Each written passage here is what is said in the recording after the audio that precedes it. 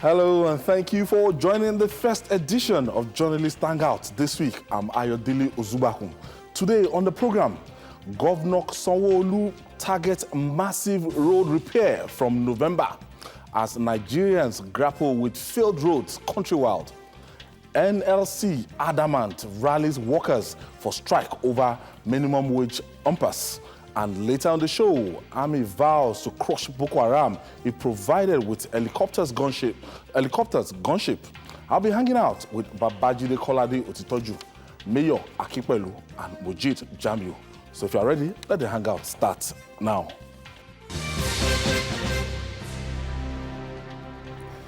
Bad roads, endless traffic logjams, and severe flooding are competing to take the shine off Lagos, Nigeria's supposed center of excellence.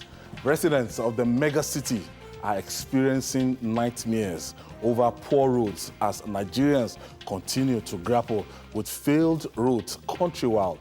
But the governor of Lagos State, Babajide Sanwo-Olu, has appealed to residents for patience, saying he feels their pains.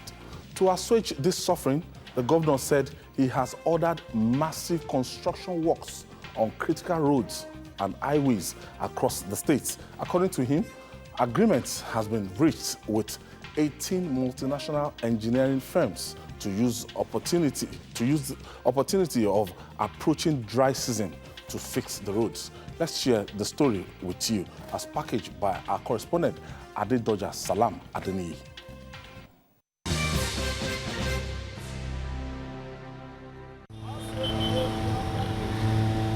The major problems on everybody's lips in Lagos are the bad roads. And the government is aware. 3 months ago, the Lagos State Public Works embarked on palliative measures on about 200 roads, but it looks like a drop in the bucket.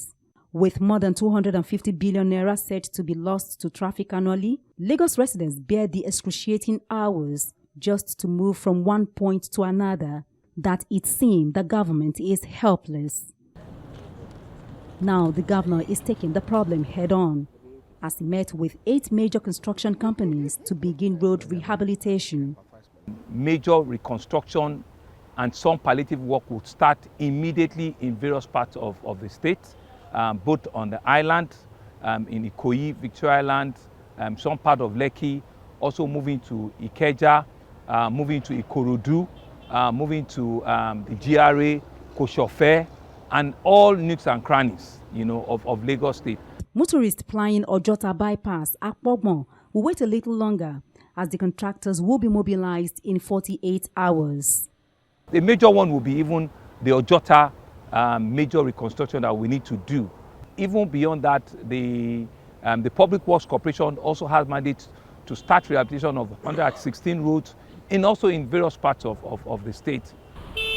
The governor appealed to the residents to cooperate with the law enforcement officers who will be on duty to ensure free flow of traffic during that period. The government will also try and extend some... He also commiserated with the families of those who lost their lives in Magodo, Itailewa during Saturday's rainfall. Babajide, Nigerians are naturally they're not patient people. But what happened in Lagos last week is something that we can talk about. You can leave CMD Road. I left CMD Road at about 7 o'clock, and to get to College Road, it took me 3-4 hours from this CMD Road. What we are talking about now is that when you go to areas, there are some extreme areas in Lagos State. As I'm talking now, I'm thinking about Ishao Road. Yes, in Ikorodu. That road is not passable. So what one of our staff did was that the husband had to back her to take her off the road before she could pick another vehicle. If you are living at Lambe, Akute, you are living in these areas, Shashi, it looks like Lagos and Ogun State boundary, it looks like a failed state because the sight that you'll be seeing. And we understand that Lagos is like a little below sea level, and the governor is saying that, okay, wait till after November, or we'll start the emergency one. The one they've done so far, it has been washed away. What's the way out of this? No, It's not everything they've done that has been washed away. If you go to Lagos Island, they did extensive work on Alfred Rewane Road. In fact, Alfred Rewane Road is looking like a brand new road now because they laid fresh asphalt on that road. At least I can testify that that has not been washed away by rains. Yes,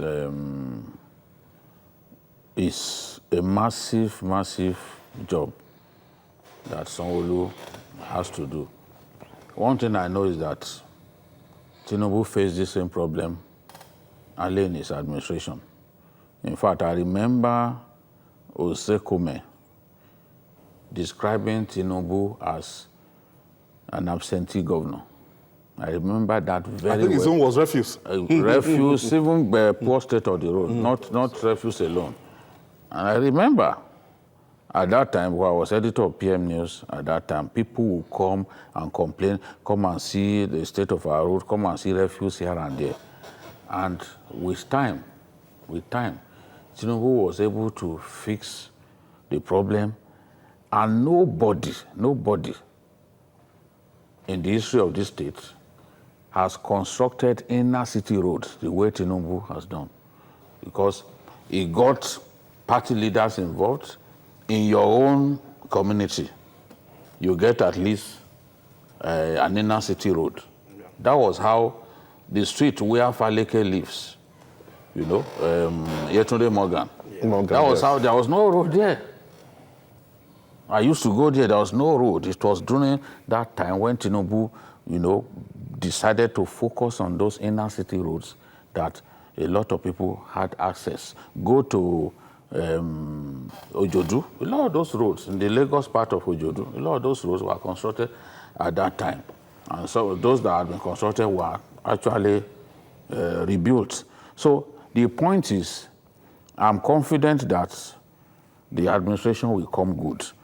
Most governors don't begin to do well after just a few months. Even Ambode, I remember when they were taunting him. Yeah, first 100 days. Yes, yeah. But the same people who are taunting him, especially about security, the same people who are taunting about security later acknowledged that he had done so much in the area of security with the vehicles that he bought for the police, even the helicopters, that they bought for police and the boats. So it's a matter of time. The government will be able to get a good hang on this problem. I believe that a new administration has to take its time and come up with the right strategy to address these problems. So if Lagosians will be a little bit patient, we can go back down memory lane and remember that Tinubu faced this kind of problem. But he not only solved the problems, he came up with institutions that have literally made Lagos a lot easier to govern. So this is the thing. I believe that those roads, and frankly, to the kind of rains that we are getting these days, sometimes a whole day to be raining, that is not when you build roads. It's a waste of time pouring asphalt on those who give us that kind of road somewhere in Akute. On a rainy day, I was looking at it, I was coming back from work, and on a rainy day, they were busy pouring asphalt, and I said, what kind of people were these? Where exactly were they coming from? Where were they coming from? Did they emerge out of a place where the inebriating stuff is consumed? How can you be doing road when it was raining? Today, I'm referring to Ajuwon Road. Yeah. It's probably one of the worst roads that you see anywhere. The people who chose to do that road on a rainy night, I know that even God will reserve a fantastic punishment for them because it makes no sense. It makes no sense. I saw something online and it was like, that the governor of Lagos State has been missing since May 29th, that we've not seen him. And the last time seen was at Tafawa Balewa Square. And like people taunting him that, look, there's no governance in Lagos. Yes, I can understand the feelings of people because apart from the bad roads, the traffic has been horrendous. But like Jide said, it's unfortunate that most governors, when they come in, they come in during rainy season. May. By the time you swear them in May 29, they are already in middle of the rainy season. Swearing in, it was raining in Lagos. Yes, so that's the problem. That is the problem. So in the first few months, until you move to the dry season, there's nothing any governor could do. That is why it is a recurring thing. It happened to Ashwaju, it happened to Fashola, it happened to Ambode. At the early 4-5 months of their reign, people always taunt them. If you notice that during Ambode, Ambode's slogan was Teswaje Ekolo Jawalogun. People were saying, oh, Teswaje Eko is in Abuja, referring to Fashola, because they felt this guy doesn't understand what he's doing. But it came good. And like I said, I'm sure that this government is going to come good. So that's not the problem. The problem is that the government now have to find a way to solve this problem, to make it lasting. And I think what they should do is for government to pour a lot of money into public works bureau. You know, during the time of Marwa, when Marwa started direct labor agency, they were very effective. They were building roads. The Lagos-Ikorodu road was built by direct labor agency before they now reconstructed it, that the Chinese were giving that. They just gave the bridges to other companies. But the road itself, there was one engineer, I think engineer Choka or something like Choka. When he left Lagos, and now went to do Ogroma in Ogun State. So I think that if they can pour a lot of money to public works bureau, zone Lagos State, create zones in Lagos. Each zone will have its own complement of site engineers and the team. Each team working independent of each other. So what they do is to move around within that zone to identify potholes where they are, and they fix it immediately. They won't need to wait. It is something that you must do regularly. When you do that, you don't allow it to become a crater before you fix it. Because Lagos State does not have enough money to do the inner roads. So the best thing is that in the existing inner roads, make sure that you fix them and make it motorable. MJ, they say in Lagos right now, you don't choose, you don't avoid the potholes. You just choose the ones that you're going to enter successfully and meander your car and go afterward. It's looking at the number of vehicles in Lagos, looking at the pressure on infrastructure around Lagos. And you will tell me that people that are bringing tanker drivers that want to go and take fuel in Tinkan Island, they'll still go through the same roads out of Lagos. So it's telling on the infrastructure of Lagos. You know, talk is very cheap, and it's easy for people to go on Facebook and write all sorts of things that they want. Twitter. And Twitter. I mean, the other day, a former boss of the Human Rights Commission, Odinkalu, was retweeting a video purportedly showing the governor of Lagos driving against traffic. Whereas I've never, even since the days of Fashola, no governor of Lagos uses a siren. And you can hear siren blaring in that video. And the whole professor, Odinkalu, was retweeting that. So that's just, by the way, you see, social media. He has not apologized. He's there to apologize. And now, you see, people get soaked, when you get soaked in so much problem, then you become so irritated. It's like you driving an SUV like that of Jide or Mayor. I mean, and not like your Prado, Abi. And you see, the moment you are getting close to an Okada person, he starts abusing you. Yes. It gets very aggressive. Now, I'm a student of Agric. I read Agric. Now, I need to give us the parameters of rainfall that we are experiencing so that we can appreciate the kind of problem we are in. Apart from the fact that water and asphalt don't mix.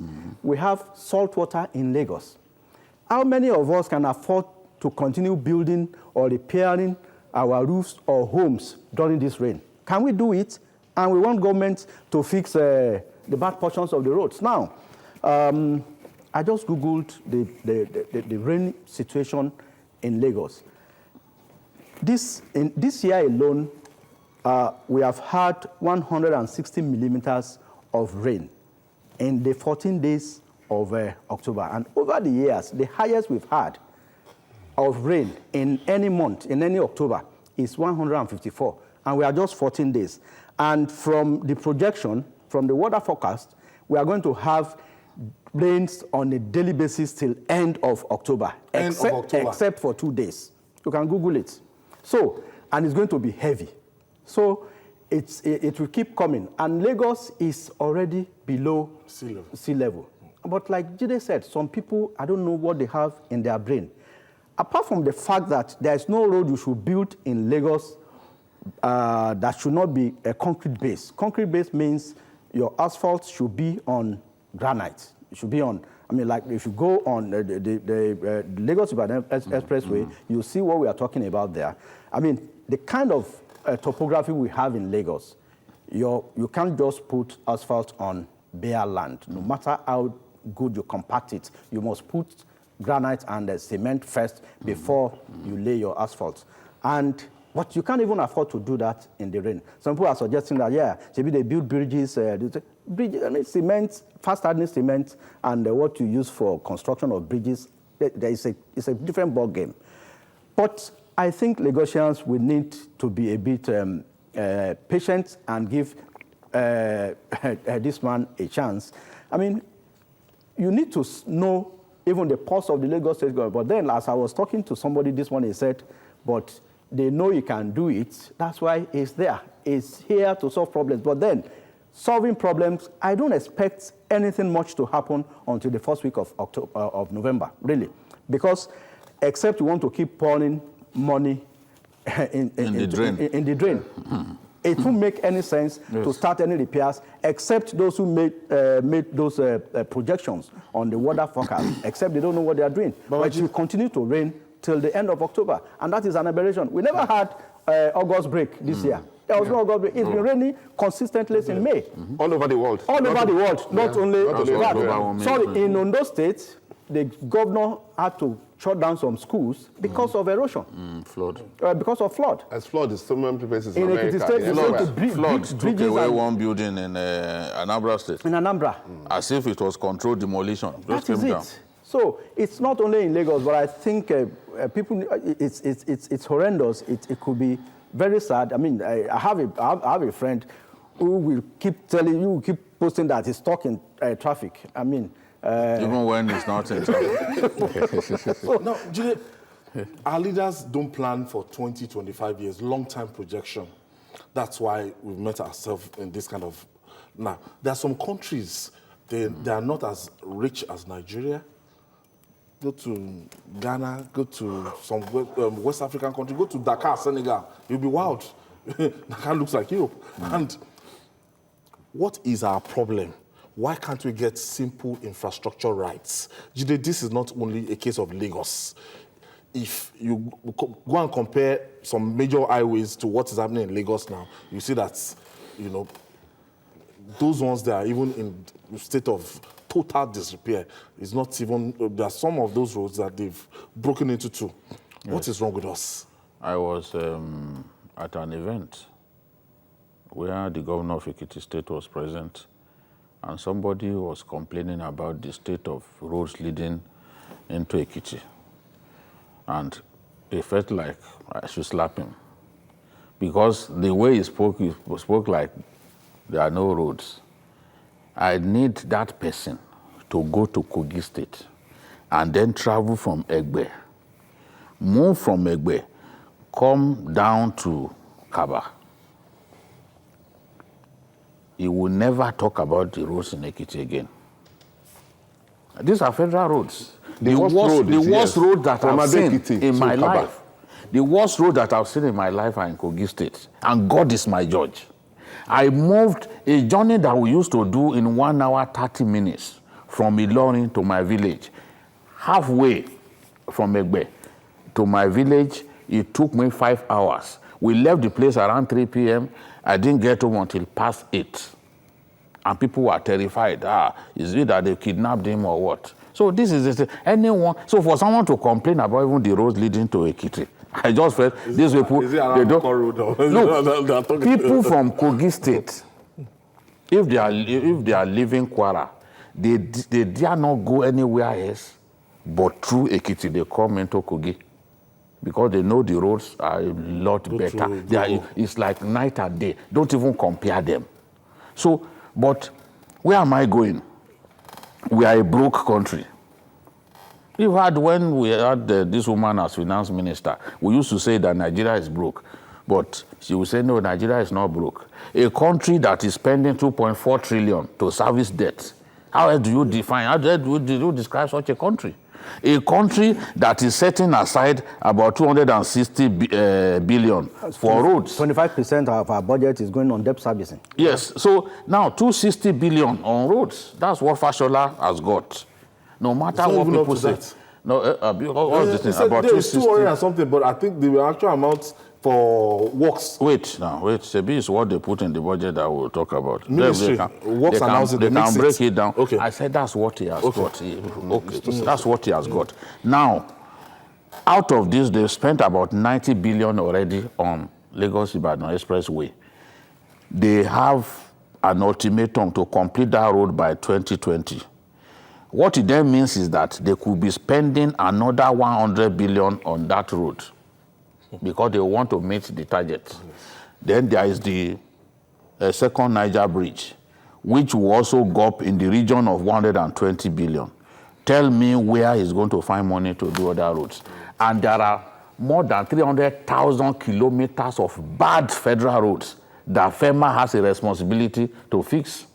State governments want to fix these roads, you tell them, don't touch my road. It's not even your road. I don't like hearing, don't touch my road.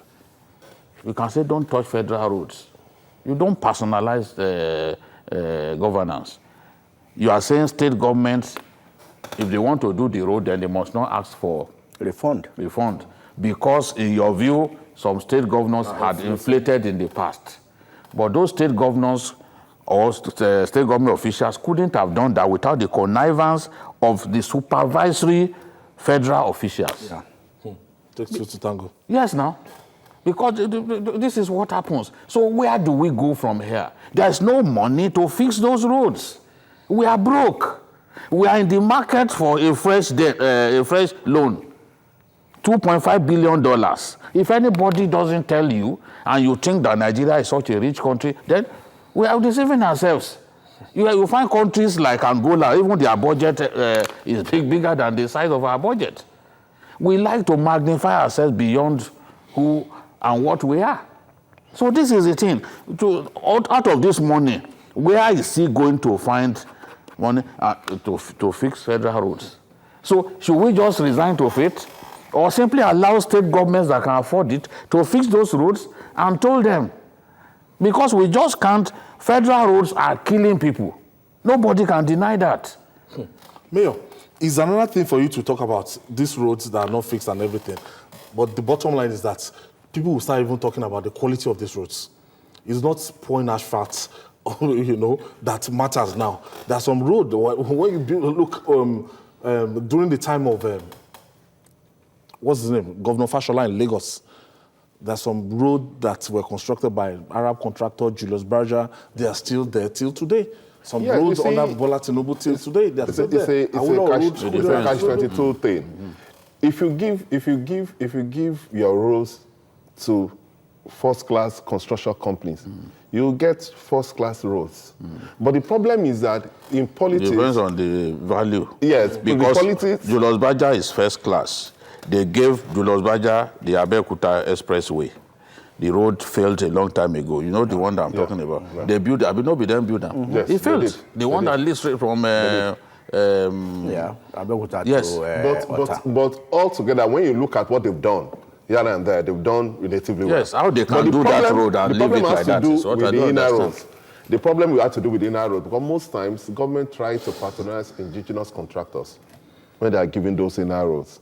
And the indigenous contractors do not follow the basis. Like Majid said the other time, if it is not stone-based, there's no way you can achieve anything by using asphalt.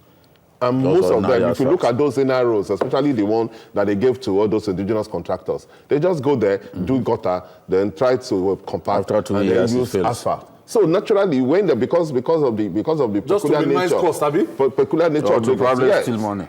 So I want to suggest... Ayawele in Alagbole, Ayawele. That's the kind of road. So I want to suggest that government should concentrate on doing solid roads in some areas, but in those inner roads, let them try to fix the one they have right now. I think I have Rahim is calling us from Oshobo. Thank you for joining us, Rahim. Yeah, good evening. Well done.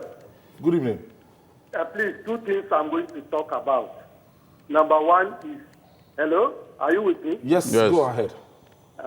Two things I'm going to talk about. That is comparing Ghana with Nigeria in terms of route. I was born there. I schooled there. I always go there. You can't compare Ghana with Nigeria. There are no, you see, when you go to the villages, you don't see roads in Ghana. You don't see roads. Where I was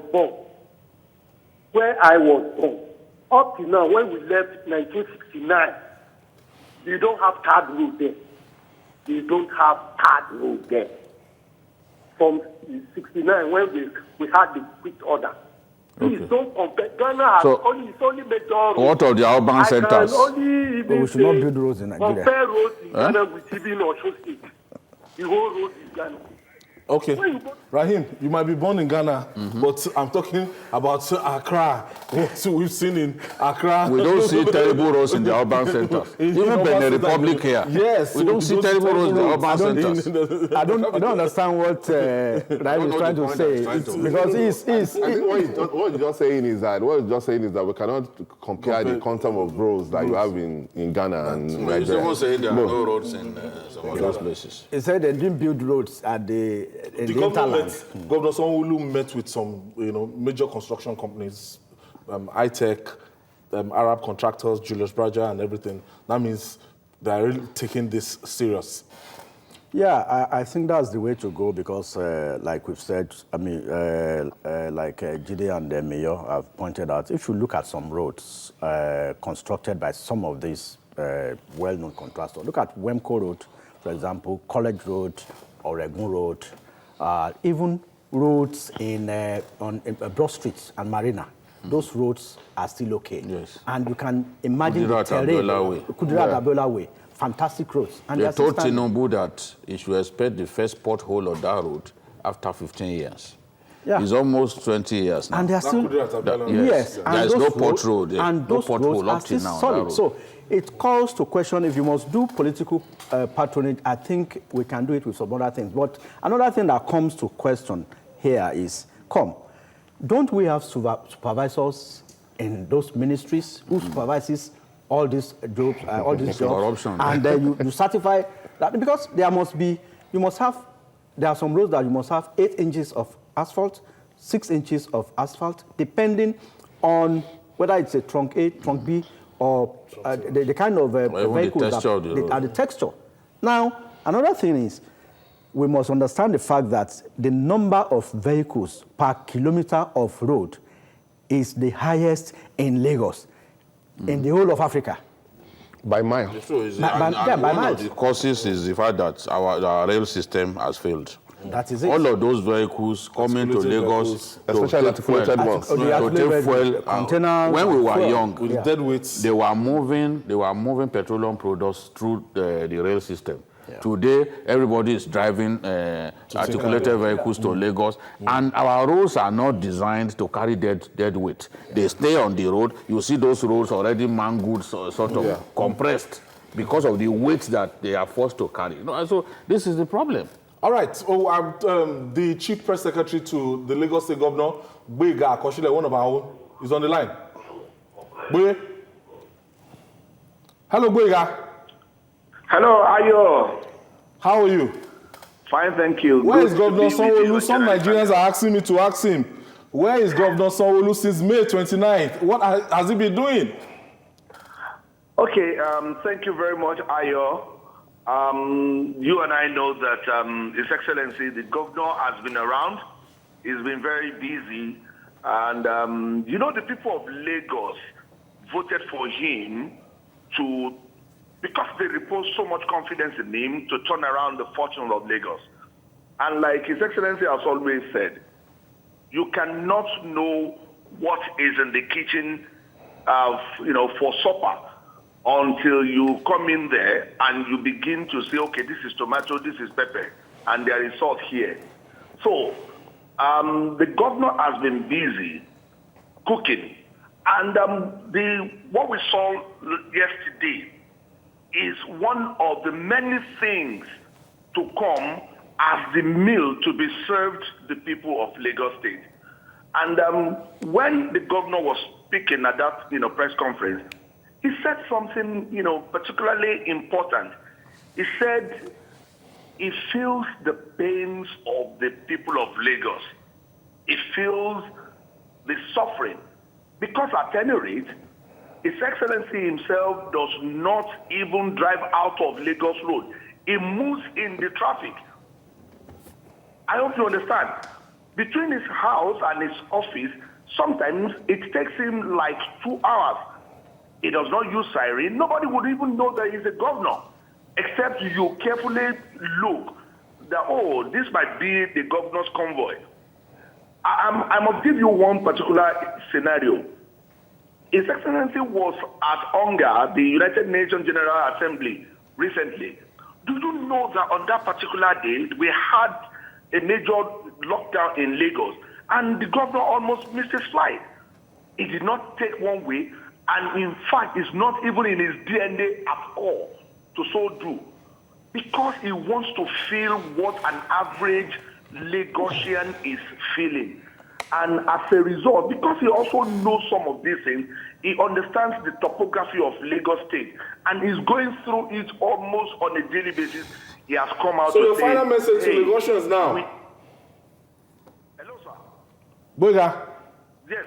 what are you telling the people of Lagos that have been spending 3, 4, 5 hours right in traffic, and the people of Ishao Road in Ikorodu?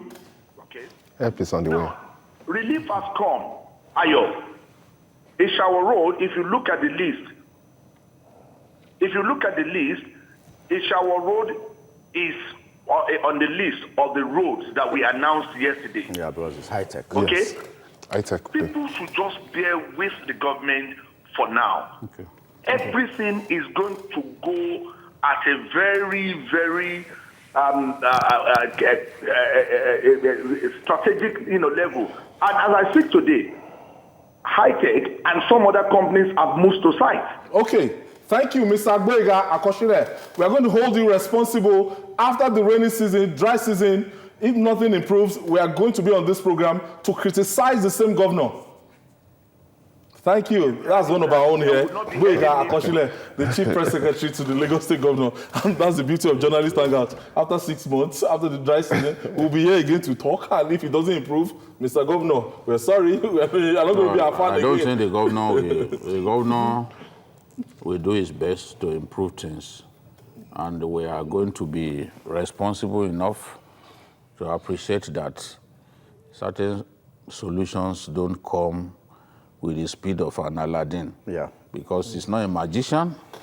Nigerians must realize that it takes time for these things to get done. Even road projects take time. So that is the thing. I don't think that in Lagos you can have more than 3 effective months to work on any road. After that, the rains will come back again. One other thing is I think we need to exercise patience in Lagos. You see, there was a falling tanker along this Lagos-Ibadan. It will have a spiral effect. It was even spilling 45,000 liters of petrol, which is inflammable. And people wanted to start passing one way. I mean, any slight mistake, that's it. Everywhere we go. So there was a serious traffic, I think about 2 or 3 weeks ago. Yeah. And people are getting impatient. I mean, we need to be careful. All right, still to come, Nigeria Labour Congress, NLC, adamant, rallies workers for strike over minimum wage impasse. We'll be right back after this break. Stay with us. Welcome back. If you are just joining us, this is your multiple award-winning program, Journalist Hangout. We're reaching you from our headquarters here in Lagos, Nigeria, TVC. Bearing last-minute intervention or deal, a countrywide industrial action by organized labor over the minimum wage impasse is inevitable. ahead of the expiration of the 15th of October ultimatum issued to the federal government. The Nigerian Labour Congress, NLC, is adamant that it will go ahead with its planned strike over the issue. The NLC is already mobilizing workers for the strike. It has written letter to the state councils of the union to prepare for an indefinite strike. If government fails to accept its demand on the consequential adjustments of salaries on the new minimum wage by the 16th of October. We are warming up. So where they have problem with the bone of contention between the Nigerian Labour Congress and the federal government is from level what? It's level 7 to 14 and 15 to 17. 7 to 14 and 15 to 17, the consequential adjustments. Yes, the federal government is prepared to pay 11% for level 7 to 14 and pay 6.5% for level 15 to 17. But Labour wants 29% for level 7 to 14 and 24% for level 15 to 17. So what basically the bone of contention is, Labour sees this as an opportunity for a salary increase. That's the way government sees it. And government is saying, look, we've not got the money to pay. Because in the words of Governor Fayemi, who is the chairman of the Governors Forum, an increase in minimum wage should not translate or be seen as a general salary increase, you know? Minimum wage. Yeah, so in his view, it shouldn't be every category of workers that should benefit from the minimum wage. With the same percentage. Now, he's saying government has even agreed to give 11%. But we are saying no, it has to be 29%. This is the bone of contention, and he said something. He said, where is Nigeria going to find money? Whether we apparently admit it or not, everyone knows. If you have an economy that earmarks 2.4 trillion for debt servicing, then what are we talking about? So I hope good sense will prevail and that people will be able to convince Labour that it is a futile effort. Nigeria can't pay what it does not have. This is Governor Fayemi talking about the minimum wage. I think that there will still be another meeting tomorrow. Tomorrow, yeah. Hopefully, they will be able to hammer out a deal tomorrow when they meet with Ngige and other people, Keyamo, the man in the budget office, our friend Akabueze, and other people. So hopefully we'll be able to avert a strike because nobody wants to see a strike at this point. And even if we go on strike, they still have to, both sides must be ready to yield grounds. Otherwise, we'll just be inflicting unnecessary pain on our people. I thought the essence of this minimum wage, Mayor, that people that are really earning so low so that life can be meaningful for them. But what do you make of level 15 to level 17 that they are proposing 6% for? And that level 15 to 17, some of them are already earning. Government proposing. Yes. But Labour is saying 24. So some of them down the present salary of maybe 350, 400,000, and if you are demanding for 24% increment to 400,000 or 500,000, whatever you are earning. So, and Labour is, federal government is saying 6% should be enough. So the way we are graduating. I think it should be enough. What I think government should, or Labour should bother themselves about are those ones at the lower ranks of the working community. So we can understand because they don't have a living wage. So from level 1 to level 7, I can understand when you talk about adjusting their salaries. But when you talk about level 15 to 17, they already have a lot of perks of office for a country, and allowances for a country that does not have, because Nigeria is like the truth is that Nigeria is broke. So we cannot afford. Labour has to be careful. Because the only alternative to what they want is to downsize. Do they want that? And because they'll be the first to call yes, for another because strike. yes, but that's the reality. The only way they can get what they want is for the government to downsize. Then they can be able to meet, because there are a lot of people. You know, before government used to employ so many people because that is only means of employment at a time. So there are a lot of people, especially in ministries, who are not really doing anything there. Yeah, they're just redundant. They're not doing anything there. But the government cannot sack them because they will want to think about the family. Yes, it's political suicide. So it's a contradictory thing. The Labour should understand that they should bother themselves more about those from level 1 to 7. I think that'll be okay. The truth is, the big people in Labour, they fall within these brackets. Yes, so they are also thinking about themselves. You don't want me to negotiate and senior people already in the civil service. 15 to 17. MJ, but some Nigerians will tell you that if lawmakers can be earning as much as they are earning, 14, 15, 16 million for a senator, for House of Rep, the allowances and everything put together, how come when it comes to workers, Nigerian laborers, people that are really doing the job? You know, we only talk about salaries of civil servants. We don't talk about their own perks of office. There's something they call running grant, for example. You call it, in the private sector, you call it office imprest. In the civil service, it's called running grant. Most of these ministries collect running grants, and it's not part of their salary. It's part of, I'm not saying... Majid, are you saying the running grant for the police DPOs that are collecting 15,000 or 20,000 per quarter, is that a running grant? Is that realistic? Don't get me wrong. You see, in the police or the military, or rather, let's stick to the police now because it's a different ballgame in the military. For the police, they actually have commensurate running grants. But whatever comes from the IG's office to the area command, to the DPO, you can't question it. Edited version. I don't know whether it is edited, but then there's a command structure there. Okay. If you complain, they can give you hardship posting, quote and unquote. Okay. Or they can give you... you have to behave yourself. You have to behave yourself, so whatever comes... It is what you see. It is what that you sign for. Okay. So, but then I think, basically, Labour should not push its luck too far. You can't eat your cake and have it. I think Labour has fought a battle. They've been able to get 30,000 for those level 1 to 6. Yeah, from 2 to 6, yes. Because the minimum before now was 18,000. So migrating... That's 66%. That's about 66% increment. So we should bear that in mind. And for, just like Jide said, the people who want this 29 to 24 are just those from, you can imagine, level 15 to 17. I mean, they're already comfortable. Like I said, they have... That's why government was saying that grants. If they go by labor's demands, somebody could be getting as much as 100,000 extra on a salary. That is it. And that's scary, because if you now look at the number of...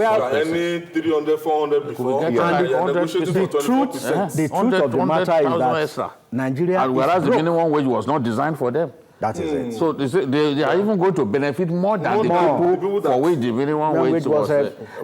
If government says, okay, frankly, yes, it's true, no salary increase at that point.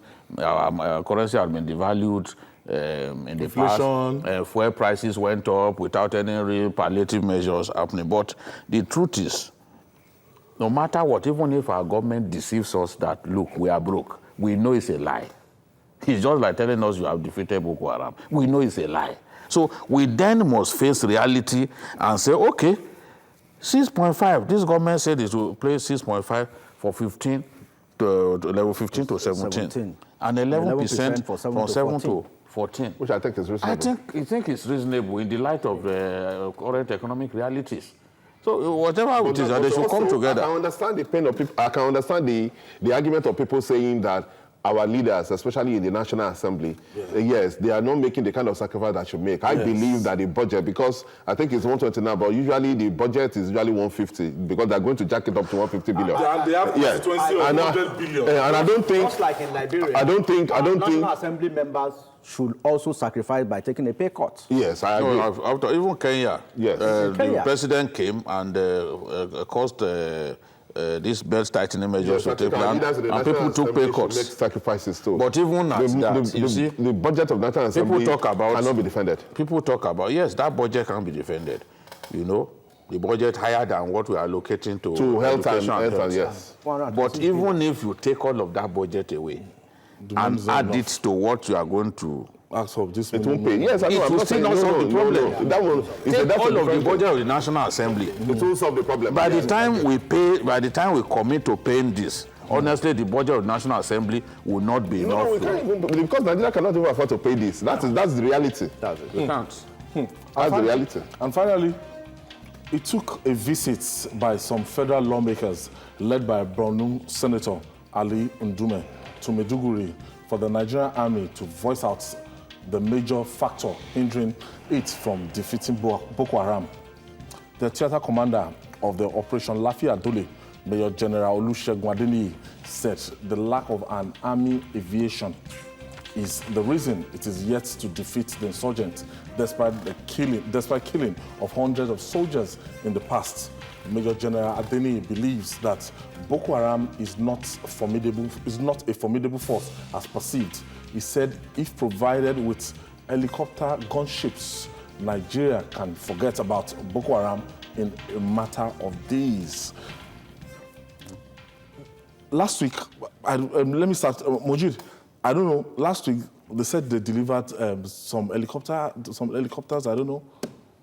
Yes, I think they have taken delivery of some of these Tucano. Yeah, Tucano. No, that's Tucano. Is it No, some helicopters. I think these are regular choppers. But what I don't like hearing is that we have defeated Boko Haram. You see, the thing is, or that we can defeat them in days. No, that we can defeat them in days. What we failed to do in almost 10 years now. It's 10 years I think we shouldn't deceive ourselves. And, no, there has been budgets for Boko Haram. There was a time $1 billion was taken and released purposely to fight this Boko Haram. But then we see how this morning's the theater commanders have been playing with this kind of money. And if we have been using the monies budgeted to fight for defense and to even fight Boko Haram particularly, if we have been using it judiciously, I think this problem would have been half solved. Also look at the kind of complaints coming from some of us are close to some of these guys at the war front, and they tell us the kind of archaic and obsolete equipment they use. AK-47, when the Boko Haram characters have superior guns and other equipment. So, okay, can they really justify the fact that if given this equipment, if given money for this equipment, will they use it for the purpose for which it is meant for? Babajide, what is Major General Adeniyi talking about here, these helicopter gunships? You see, I remember when I met the Chief of Army Staff in December, I asked the question of this army aviation. Many countries of the world have what you call army aviation. Even the Navy has its own aviation wing. So with it, they can have their own helicopter gunships. Okay. You know, so that the Air Force can focus on the expanded scope of the war. They can now, with their own helicopter gunships, always follow their troops. They can use them in specific areas. Whereas the larger strategic goal of defending the country will be for the Air Force. But you see, the money is just not there. What the theater commander is saying, no matter how good it is, he knows that we can't fund that at this time. How many helicopter gunships do we even have as a country? Do we have in our Air Force? that the army thinks that this time it can have a standing aviation. And when you talk like this, you give the impression that the Air Force and the Army, they are not working. They are working at cross purpose, because why do you need your own if the Air Force can provide you with all the support that you need? But the truth is, the Air Force itself is limited by the number of gunships in its arsenal. How many do they have? They don't have so many. And even the Mi-35 that we always talk about, it costs about $36 million. That's a new one, except you want to buy second-hand. If you want to buy the American Apache helicopter, you should have more than $50 million. So this is the thing. Yes, and it will come with equipment, spares. It will come with training personnel and all that. The issue is money. If we have so much money, we can have all the equipment that we have. But since I've been talking about the fact that they don't have enough weapons, rather than talk specifically about weapons like armor tanks and all that, that we do not have, he's talking about army aviation that nobody is likely to provide him. The man should be talking about the weapons that he needs desperately. If he has T-72 Russian tanks or even T-90, it will make a massive difference in that war. It will make a massive difference. And if the Air Force too can acquire more of those gunships, they will be able to deploy them. We are deploying some in Zamfara and other areas. So they too are stretched.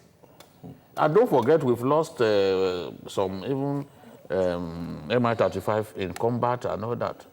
I think in January we lost one in Dikwa with a massacre. So it's a problem, really. Yeah, I want to defy a little. I can understand what the theater commander is saying. What he's saying is that they need specific helicopter gunships. But the problem is that we don't have the money to get them. But in modern warfare now, you need those helicopter gunships to give you backup support. So instead of waiting for the Air Force to come, because by the time you are attacked, for example, and you are trying to reach out to Air Force to come, before they come, things could have changed. But if you have your own helicopter gunships, they can. If you watch most battles, when you will see that those soldiers, the helicopter gunships give them because it can shoot from afar, it can take on the insurgents without them giving you the kind of firepower that will protect the troops. But unfortunately, we don't have that. But I would suggest that the government should find a way. Maybe we'll get a loan, or we'll try to look for America to give us that kind of support. But if they have their own gunship, I think it will make a difference. MJ. Yeah, we need to continue to fight these Boko Haram insurgents.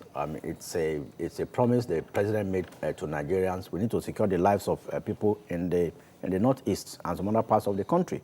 Now they have resorted to some spot attacks when they are low on food and the logistics. That's when they attack. So they have been strategic. So we must also apply some strategy in the way we deal with the Boko Haram issue. Okay, I want to thank you, Mojid Jami. Thank you for being part of this edition. And Mayor Akibalu, thank you. And also Bikio himself, thank you. We'll do it again tomorrow. And that's our offering today. Join us tomorrow for another episode of the program, and also watch Journalist Hangout on our platforms showing on the screen. We're also on YouTube, youtube.com/TVC News Nigeria. Our feedback channel is Journalist Hangout at tvcnews.tv. I'm Ayodele Ozubakun. See you tomorrow, and God bless Nigeria.